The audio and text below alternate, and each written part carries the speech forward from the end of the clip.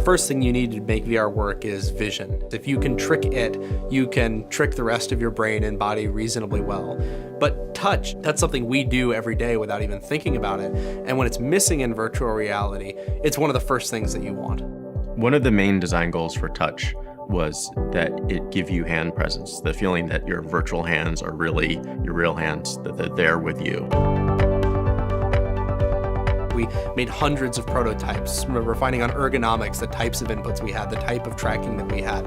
And a lot of the assumptions you make at the beginning of the process don't necessarily pan out. With touch, what we had to do was make a solution where it doesn't feel like there's anything there, but when you do natural gestures, those things show up in virtual reality. You need to track its position in 3D space. You need to perfectly track its orientation. And you need to do all those things with very low latency.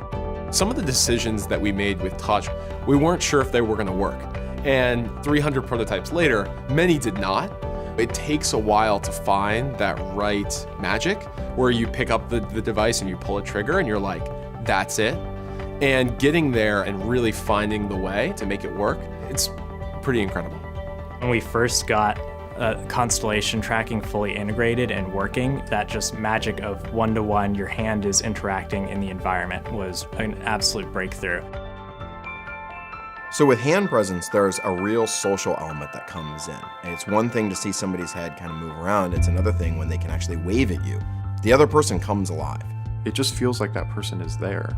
It feels like you are talking to a person that is standing right in front of you. What's next? A lot of what's going to matter is actually what comes out of it. What have we enabled? And we're just scratching the surface there on the experience side. I'm really most excited about shipping this thing once we get hundreds of thousands of these things out into the world and developers are using them every day, and that we really see what we're capable of doing in VR. I think this is the golden age for VR, where a lot of people are going to make experiences that are just remembered. The first example of something that no one had seen before.